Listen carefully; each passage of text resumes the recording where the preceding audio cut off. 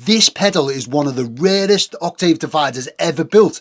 It's a real 1970s Mu-Tron Octave Divider, used by such legends as Jeff Beck, Jerry Garcia of the Grateful Dead, Frank Zappa, just to name a few. But this one's broken. It doesn't work. It's useless. The question is, can I repair this pedal and get it back to its legendary state? This isn't just a pedal. It's a piece of 1970s rock history. Jeff Beck used it to craft some amazing lead lines. Jerry Garcia built entire dead jams around them. I mean, the wall of sound in this thing was huge. And Frank Zappa? Well, he exploited every little glitch in this pedal. But this particular one has a fault. It doesn't work. My friend sent it to me after he moved from America to the UK. He said this one didn't survive the flight. Well, now it's time to dig into it and see if I can get it singing again. Let's face it, this thing's now 50 years old, and it could probably do with some maintenance anyway. But let's see what we find under the hood. Check this out, a Mutron Octave Divider from the 70s. Look at this. Buddy of mine has sent this through for me to see if I can repair it. Now, I know I made a video not long ago saying repair any pedal or fix any pedal, but this is kind of taking it to the max. Look at the size of this thing. It's really old and it runs off 110 volts. It's an American plug. This is really going to test my skills. I figured I'd document the build with a video, partly because if I fall flat on my face, I think it'll be interesting to see where I went wrong. And then maybe some of you guys in the comments can help me figure out where I went wrong. Anyway, I'm going to go ahead and get this thing apart. Let's take a little look inside this beast. Now, normally, I just use a flathead for everything. Flathead screwdriver. I did get this weird set of screwdrivers. Thank you to whoever suggested these to me in the comments. And you can get them too from an affiliates link, again, in the description. For this one, I am going to use the Posi drive head, just because it's an old pedal and I don't want to break anything. I am going to be careful taking this apart because I have no clue what I'm going to find inside. I could really look out the schematic, but I haven't done that yet. The thing is, because it's mains powered, I don't know what kind of filters are in there, so I don't know if it's going to be like a a big filter cap in there that'll still be charged or whatever. So I'm going to be very, very careful. And of course, if you're doing this yourself, the first thing you need to do is make sure you haven't got it plugged in. And I know that sounds stupid, but on board, I've seen so many people get belts from things like this just because they were testing it out, think that it's unplugged, think that the power's off, and really they've got it plugged in. They put their hands in and get a zap. And as much as I think it'd be funny for you guys on camera, I think the internet would kill me if I got a belt on the channel, so I'm not keen on that. I just think this thing's cool. The thing is, I don't do repairs. They take too much time. So because they take too much time, it would cost so much money for me to do because I'm missing out on building pedals, basically.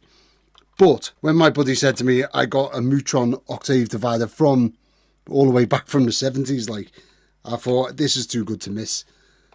It seems like it'd be interesting for everyone to see. So let me know in the comments if you want me to shut up and get back to building tagboard pedals, or if you're quite happy for me to do these odd little repair jobs or whatever. At the end of the day, this channel is about serving you guys, bringing you value and content that you want to watch.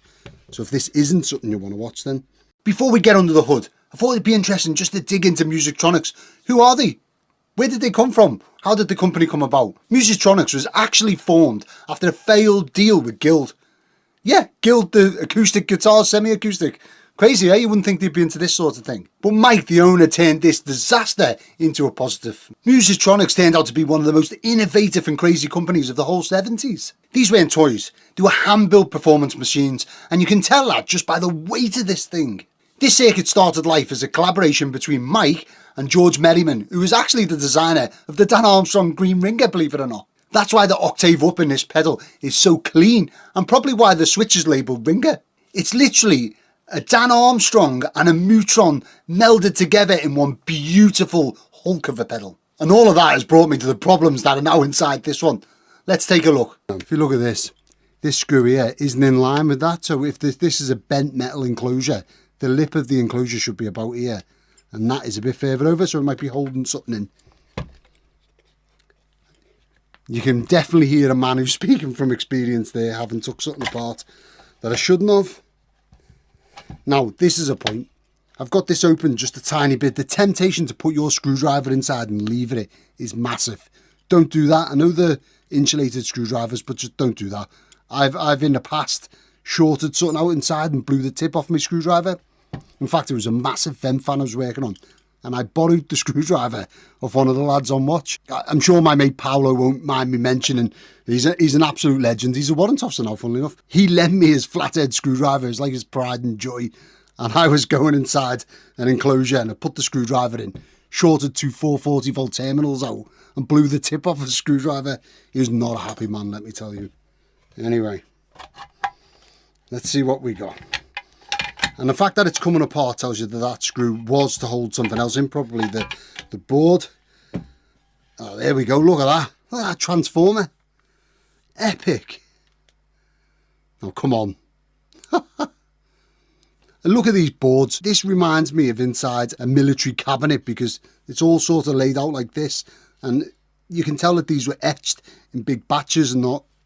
Well, they're just not done the way that they are now, are they? Let's face it. It's a double board. There is absolutely loads going on here. So on first inspection, you can't see from that side. And you probably... I don't know if you can see in here. Let's see if we can get it. Nope, not on that camera. Can we get... Ah, right, okay. So in here, if you look at all this wire in here, you can see just behind it, that big hulk of a yellow cap. And there's two of them. Now, I think they're the filter caps. They certainly look like they should be the size of the filter caps.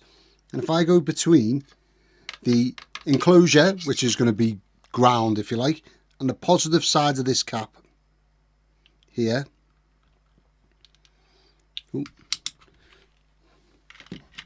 we can see that we have, that's the wrong bit, we have 0.038 volts DC, and the other side of this cap here, because there's two of them, you can see it's marked out with a positive on the board, is nothing.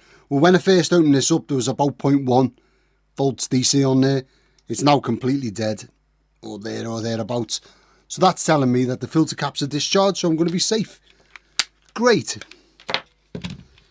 Now, the question is, what the heck is going on? Interesting fact, for those of you who build amplifiers and pedals and stuff, what does this transformer look like to you? To me, it looks like an old Fender output transformer, like one of the smaller ones. Awesome. And we can see on it, the code is 73. So is this made in 73? Certainly looks like it's serial number 2856 if anyone's interested or anyone knows about these things. Right, yeah, so I'm going to get this plugged into my 110 volt supply and we'll see what's going on. See if we're getting power through this transformer. Actually, to be fair, that seems a little bit not sensible because if there's a short on this transformer, I could ruin the pedal or not. So before we plug it in, let's just go to ohms and see what's going on with our transformer. This wire here and this wire here are from our power supply. So it's basically connected to these two pins here, the live and the neutral. So all we have to do is go from ground to, from the pin to the chassis, and we should not get connection. And that'll tell us that one of the windings, the primary winding, if you like, the input, is not connected to ground. Great. But if we go between these two, we should get a reading, which we do. For those of you who can't see, it's about 0.5 K, I think. So that's our primary winding. Basically our AC input. These two extra black wires that I was on about is just what's feeding through to our fuse, which is actually attached to the board. It's right here. And the fuse goes between this here and this here by the look of it. And we're getting really low 7 ohms through the fuse. So that tells me that the likelihood is that the fuse is okay. So I'm getting 73 ohms on the output, which that should be okay. It seems like it'd be okay. I'm not sure what this transformer is supposed to be. So this is it all plugged in now. We've got 120 volts going in. Let's get this here. We're going between our blue and our brown wires. So we've got 122 volts coming in. Now if we lie this up on its side, see what voltage we've got coming out. So we've got 30 volts coming out. So that means that our transformer's okay. What I was worried about is that the transformer might be defective and that was going to cost a lot of money to fix. So that's fine. But actually, to be fair, that was a little bit of procrastination because I can see the transformer's fine, because when I turn the power on, the light comes on, and then if I turn the effect on, the effect comes on, and turn this bass only switch on, that comes on. The switches seem to be working reasonably well, as in able to move reasonably well, so none of them are seized up. I think I'm going to turn my amp on and just see what's going on sound wise. Here we are, going straight from the Mutron into the front of my Victory V40. I'm using the TC Electronics wire tap to pass signal to it. Let's see what it sounds like. So this is in bypass, and then if I turn the pedal on, I mean it's passing sound. Tone control works. I mean, that seems to work. Now let's see. I'm not sure what that stabilise button does, but let's turn the other side on. Bass only.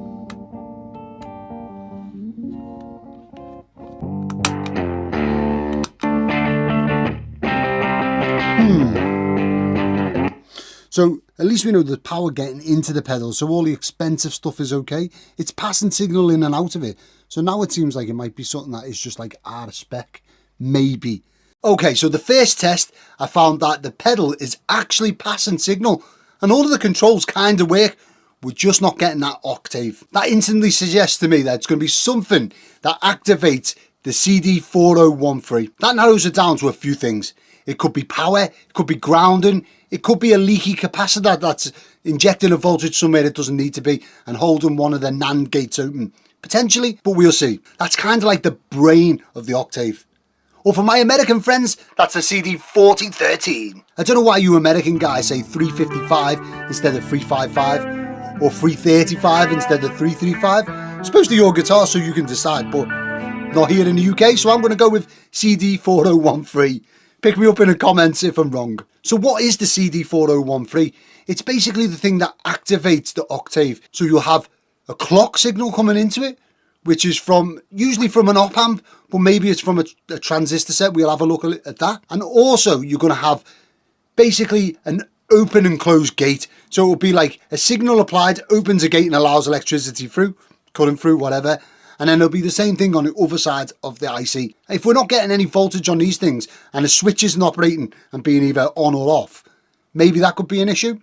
But my guess is the CD4013 is going to need replacing. I really hope it doesn't, because this is an old one. It come with the pedal, and I'm going to try everything I can not to replace it. What we know about this pedal so far is that it's passing signal, and that the controls, the tone control and stuff like that, are actually affecting the tone. So the first thing to look at is this. I've took the top board off to show you. The CD4013. Now on some of them, it says online should be a 4013B. This is an AE. Not sure what difference that makes. I'm sure someone will tell me in the comments, because you guys are way cleverer than me. Things to note. If you look at the back of this board here, there's a loads of pins soldered directly to this board, and they go through these gaps here and just plug in, and that's what connects the two boards together. So if this thing is defective, which, you know, I believe that would be the most common cause. That's what I would look at. If that's defective, fine, we'd have to change it, great. But really, these pins are the weak link, because they join the two boards together. And if you get build up of rubbish on them or what have you, that'll stop the transfer between the two boards, which means that it won't work. So the question, I've got to say, right, this thing is absolutely full of cool old components. Like, look at germanium diodes. There's some 2N5457s in there and stuff. It's just amazing. I love working on this stuff. Anyway, these don't look too bad. They actually look quite clean, which is disappointing, because that would have been an easy fix. But I am just going to give it some electrical cleaner on here, and probably inside them holes too. All I'll do is I'll spray these, plug it in a couple of times. That should release any rubbish that's in there, but I'm not hopeful for that.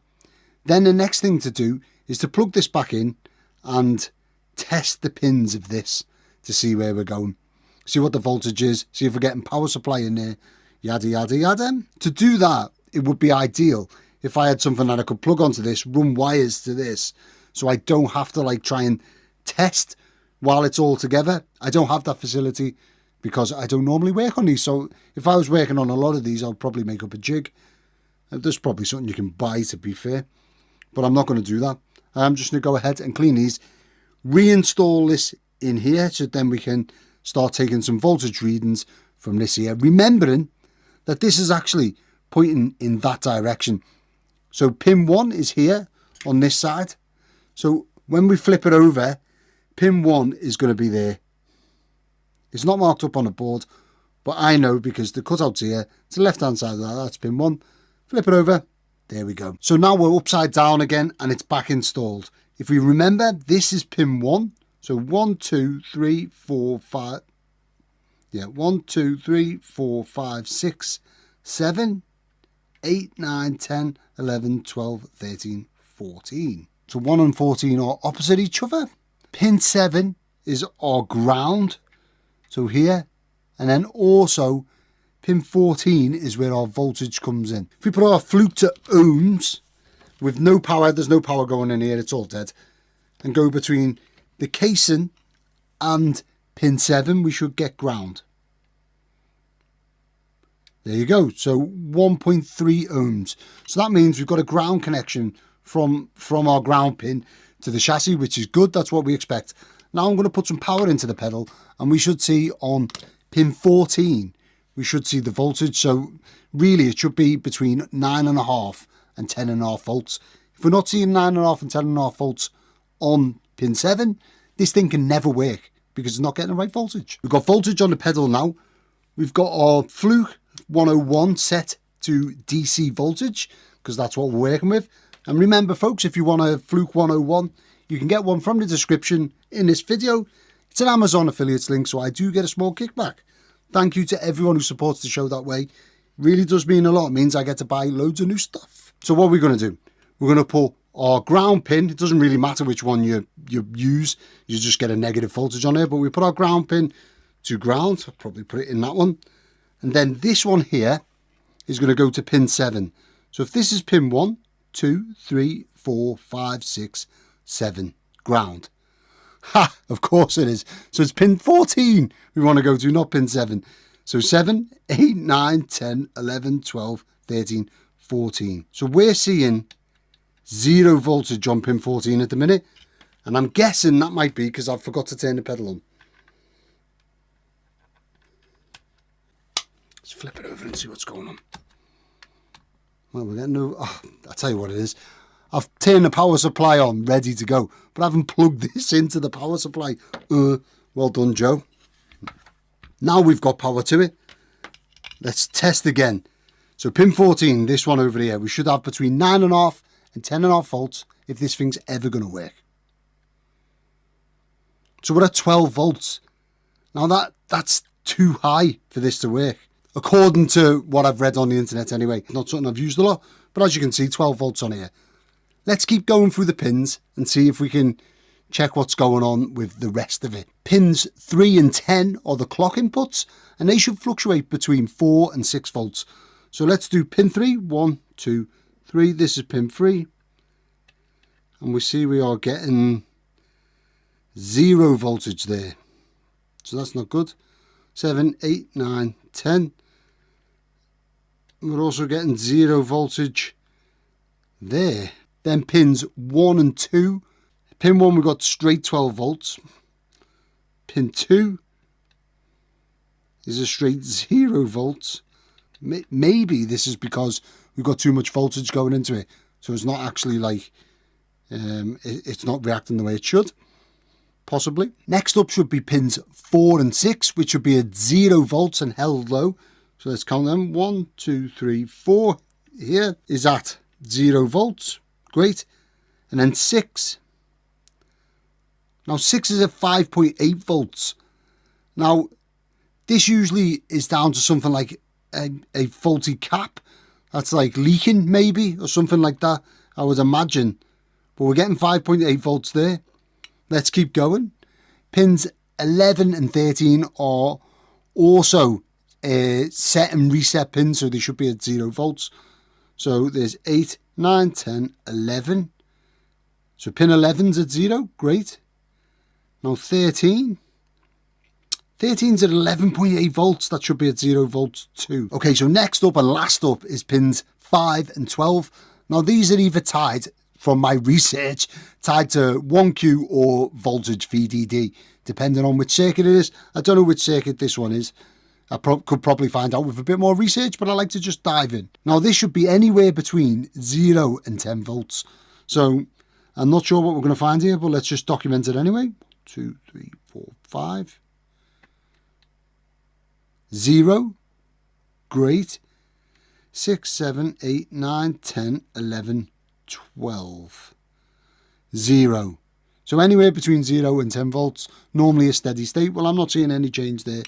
So that's good. The problem I see so far is that our set voltages, which is pin 6 and 13, are too high. So pin 6, let's just check that again, is here. And that's at 5.6 volts. And pin 13 is over here. And that's at 11.82 volts. That's actually come down. So pin 6 was at nearly 9 volts before, so that's come down somewhat, which is interesting. Now we're at 11 volts on this pin here. So what this is basically they should be tied low, and right now they're floating in the middle. So, well, actually pin 13 is quite high, but what we want to check is that there isn't a short somewhere that's shorting these either to ground or to voltage, to like the main power supply, which is kind of keeping them in. If you imagine them like a switch, so here's our switch, we've got 2 contacts here and we have our switch lever here. Now they should be either on or off these voltages, because it's either set or reset, so it should be here or it should be here. But because the voltage applied to them, they're kind of here in the middle. They're not at either point what they should be. So that would indicate that somehow this is getting voltage to it that's like lifting it off its seat in mechanical terms. I'm a mechanical engineer, so that's how I understand this stuff. So it's kind of lifting it off its seat when we don't want it to. So it's not activating, which means that the octave isn't actually happening. So what I'm going to do now is I'm going to remove the power from the pedal. That's the pedal dead. And now what we're going to do is we're going to switch our fluke over to ohms, and we're going to try and test between ground and each of these pins. And what we want to see is a high resistance, so something in the megohms. Because if there's a short, somehow, you'll get something in like the Ks or the ohms.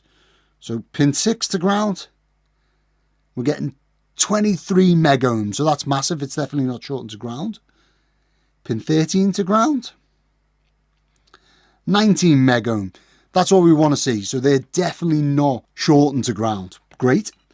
Now voltage, so VDD it's labelled up as, but voltage, our main voltage supply into this IC is 12 volts. We know that because that's on pin 14. So pin 14 to pin 6 is giving us 24 meg. So it's definitely not short on that. And then pin 13, it's quite close. Pin 13 to pin 14 is giving us, if I can hold it on, well done, Joe. God's sake. Is giving us 18 meg.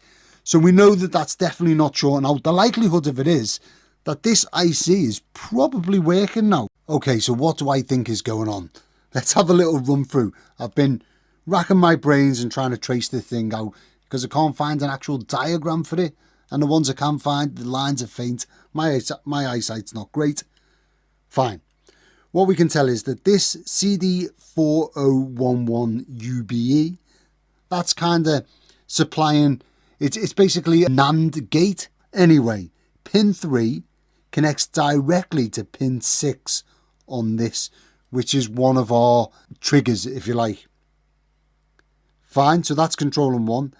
Now, the clock for our CD4013 is kind of the thing that's going to control the octave. Now, the clock for this, which is the clock timer, so as you're playing, that'll move. That is controlled by these two over here. So you've got a JFET, which is operating and sending a signal to pin 3. No, sorry. Yeah, pin 3 of our CD4013. And that's operating with one leg of this goes back through to this, to pin 13, which was, if you remember, was at 11 volts. And the other side of this goes to operate this. And what's happening is, I don't think this transistor is opening and closing and operating this, which is then not sending a signal to this. It could be that. So I'm thinking it might be this 2N3906. So it's just a PNP silicon transistor. Now, that is tied to our JFET via this diode here. Now, I've tested this diode. So if I fire up my Fluke 101 and... oh, wait there, I've gone one too far. And go to diodes, we can put our negative lead on the side with the black stripe, the cathode. And then we put our positive lead on the anode. And we can see we're getting a 0.599 forward voltage. That's about right for a 4148 diode. So I know that that's good. Well, I assume that that's good. So I'm thinking the issues could be that we're getting this here, this transistor is not operating this JFET. However, two things to note here, and this is where all the little testing gizmos come into play. What I should do really is take these out of the circuit, and I don't know what effect having them in the circuit would have on this. But if we go to our JFET and test it while it's in the circuit, and that, before anyone says it, I know the Peak Atlas doesn't do JFETs very well, but it does. It should give us the gate at least, I think. So that tells us that it's an N-channel junction FET. Yeah, great. Drain source not identified. Great. But it's telling us the gate.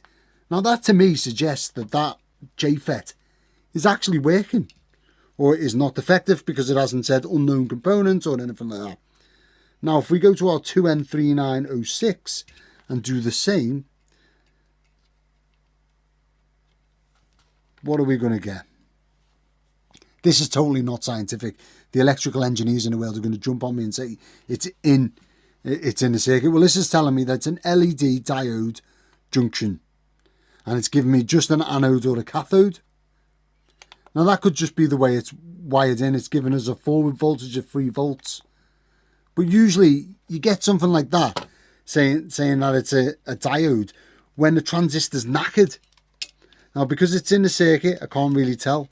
And I'm trying not to take anything out of the circuit that I don't have to, because obviously this is all original. It's an old bit of kit. Don't want to mess with it. So it could be that that's defective, or it could be our CD4011 UBE, or it could be whatever's supplying the voltage to this thing and this thing. So right now, I'm going to put all this back together, turn it on, and we'll get some pin-out voltages. So far, what I can tell is the signal chain, or the chain of activation, goes. Firstly, there's an op-amp here called Z3. It's labelled there, Z3. That's a 4558, like a JRC 4558. Now, pin 1 of that op-amp is sending a signal through this line here and coming to here, which is a capacitor. Then from the capacitor, it's joined to this little blob here, which is a resistor, comes over here. Then you get another resistor that comes over to here, which is now attached to our 2N3906. So our 2N3906 then sends a signal round to here, these 3 pins here, which is our JFET. And our JFET will then send a signal round to pin 3 of our CD4013. And that's like the clock timer, if you like. Now the clock timer is staying at 0 here. Our JFET is actually not swinging, but like I showed before, it's testing reasonably okay while it's in circuit, as far as it, can be tested in circuit. So what I'm going to do is I'm going to pull this 2N3906, and I'm just going to have a go at using this. It's a modern 2N3906. I can put it in here, and if not, maybe I just pull it and check it with the Peak Atlas DCA55, make sure it's alright. Because we're getting a massive voltage swing, probably from 1 volt to 10 volts on this pin here, which is how much we need. And that somehow isn't making it through to here. Now I've line checked all of this, it's fine. You know, it's passing signal, continuity and what have you.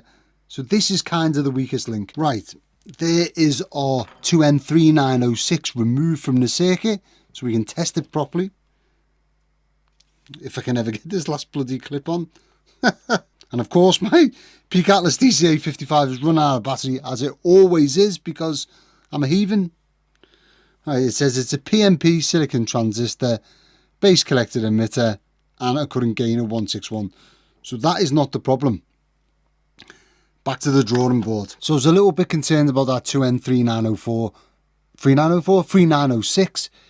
It tested half the strength on HFE that the newer one did. So I've put the newer one in there, as you can see. And that was just because, you know, we're having switching issues. So I'm wondering if it's not fully opening or fully closing. Probably not.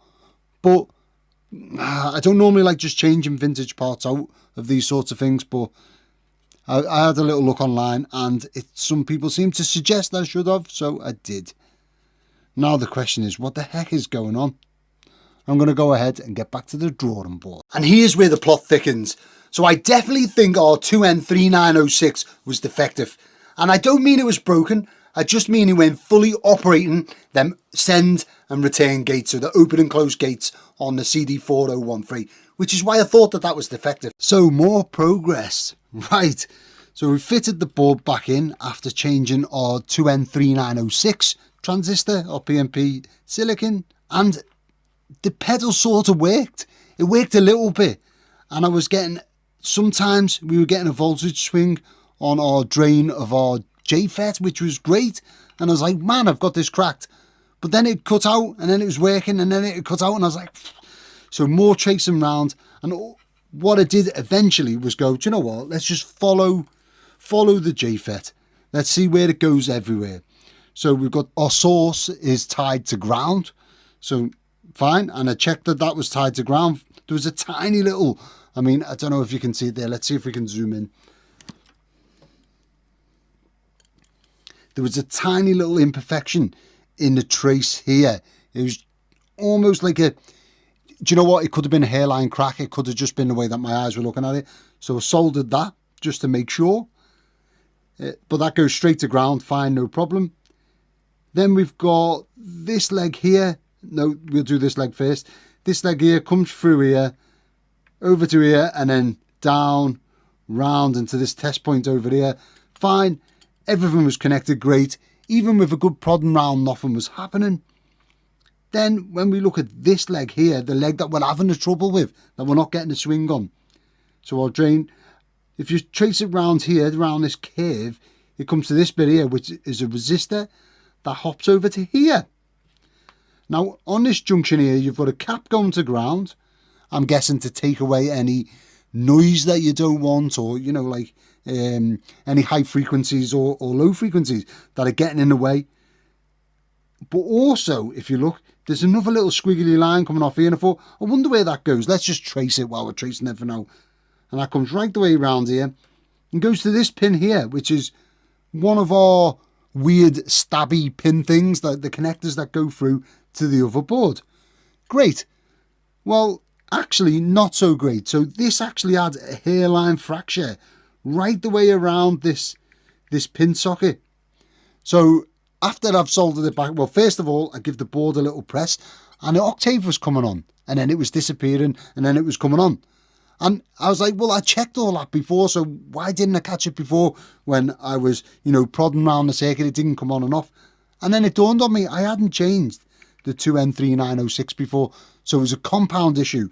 This transistor was sometimes operating, sometimes not amazing. Changed it for a new one, good as gold.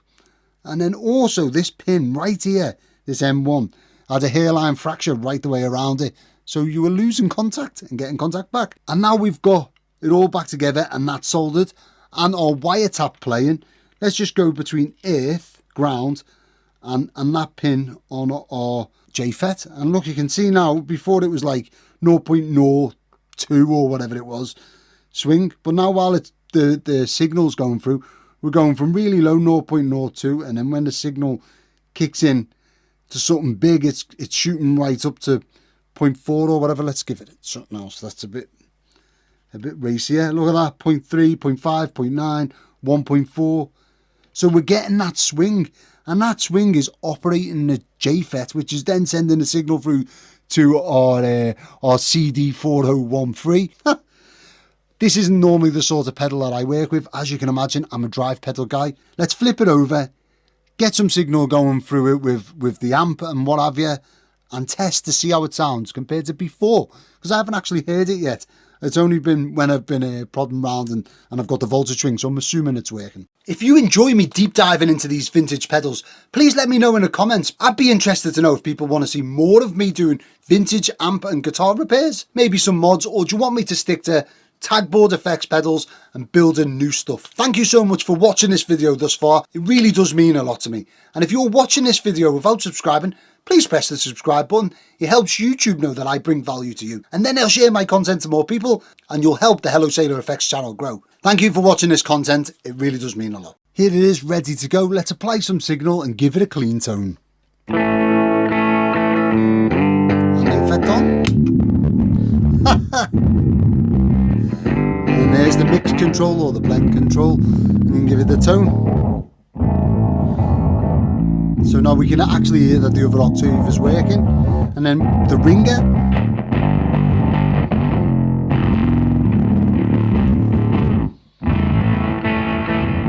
Class. And then stabilization.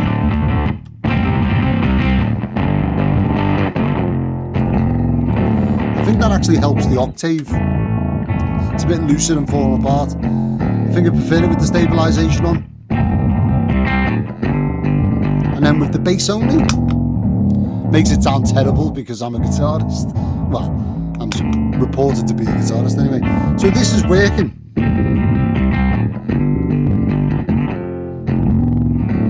Great! I really like with the ringer on actually. If the tone set up high, mix about halfway, take stabilization on, and with the ringer on, that's a nice sound. And that's our original sound. I like it. Let me know what you think of this repair. Now it's time to get a proper sound sample on the go. So now it's time for the sound sample. And we're going to hear this pedal with a couple of guitars and maybe combined in with another pedal. But before we do, can I just say thank you to everyone who's watched the video thus far. And thank you again to everyone who bought pedals and has subscribed, all that stuff. It really does help keep this stream alive. And the more people that subscribe and buy pedals, it means that I can dedicate more time to making these videos and I can bring more value to you, which is ultimately the goal. Let me know what you think of the tones of this 70s beast. Let's hear how it sounds with my Randy Rhoads distortion and this bad boy, my 1960 Melody Maker with a nice set of Sunbear P90s in it. Here's my clean tone.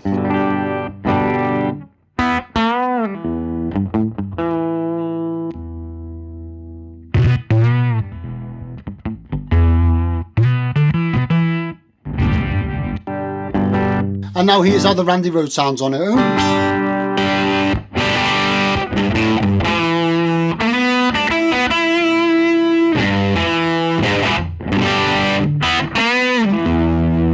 And then with the Mutron.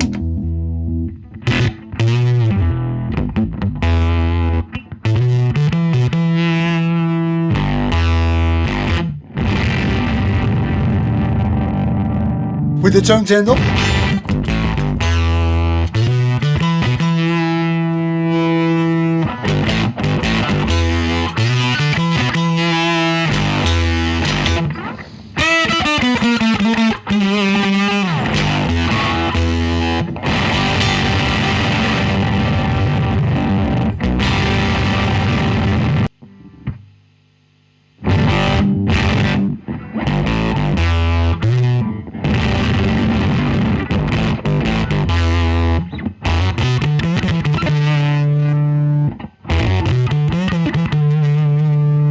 Stabilization on.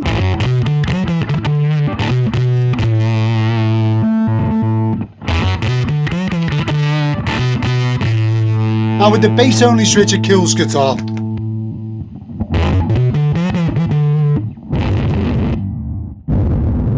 Sounds terrible, and that's on the bridge pickup.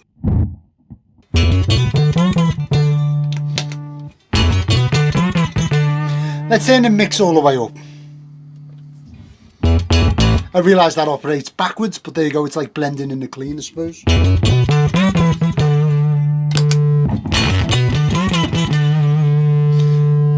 Thank you for watching the video all the way to the end. It blows my mind that people make it this far. If you found this interesting, you're probably going to find this video interesting, where I show you how you can fix any pedal.